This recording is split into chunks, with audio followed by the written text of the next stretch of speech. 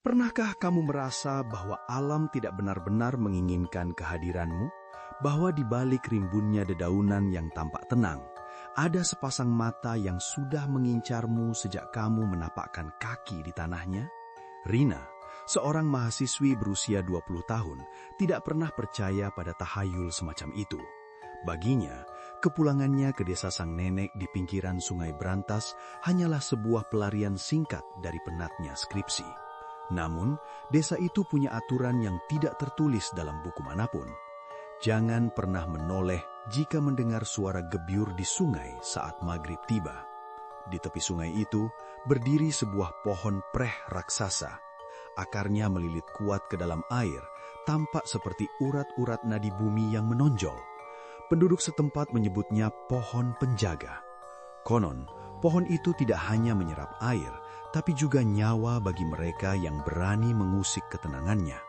Rina sering melihat sesajen berupa bunga 7 rupa dan kopi pahit yang diletakkan di celah akarnya. Bau kemenyan yang samar seringkali bercampur dengan aroma amis lumpur sungai yang menusuk hidung. Sore itu, udara terasa lebih berat dari biasanya. Suhu udara mendadak turun drastis, menyisakan hawa dingin yang menusuk hingga ke tulang, padahal matahari baru saja tergelincir. Rina sedang berjalan di jalan setapak setinggi tanggul ketika ia mendengar suara itu. Gebyur, seperti sesuatu yang besar baru saja melompat ke dalam air. Ia berhenti. Jantungnya berdegup kencang.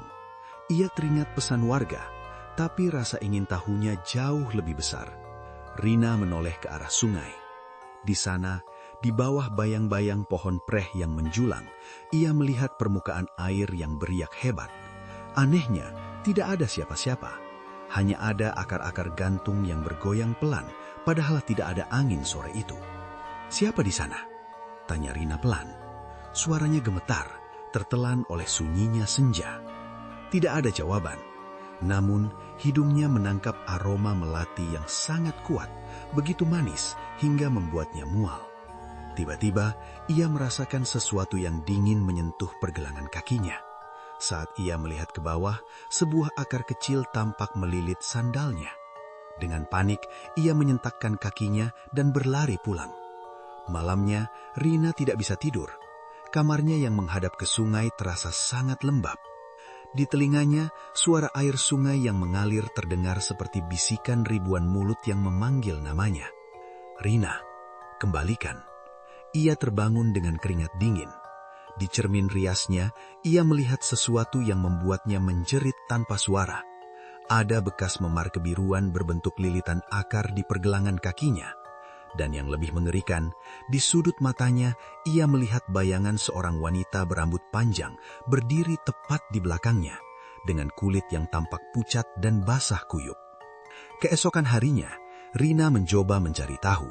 Seorang sesepuh desa, Mbah Darmo, menatapnya dengan tatapan kosong. Pohon itu tidak suka jika miliknya diambil. Nenekmu dulu adalah penjaga sesaji di sana. Saat dia meninggal, tidak ada yang menggantikannya. Pohon itu merasa lapar, Rina. Ia mencari akar baru untuk menopang tubuhnya yang semakin tua.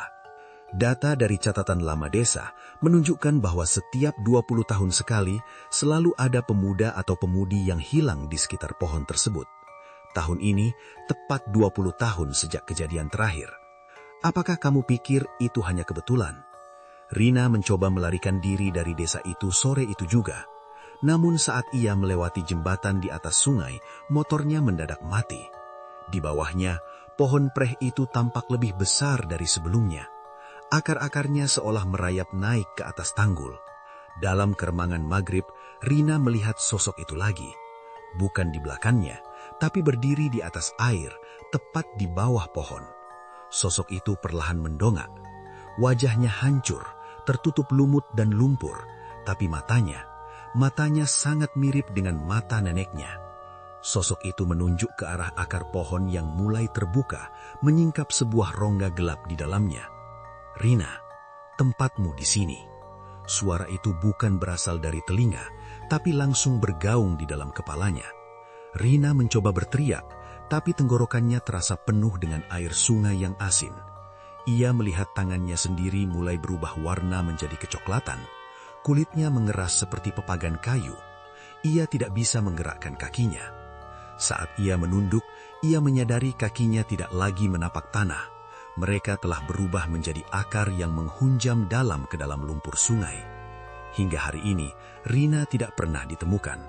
Penduduk desa hanya menemukan motornya yang tergeletak di jembatan.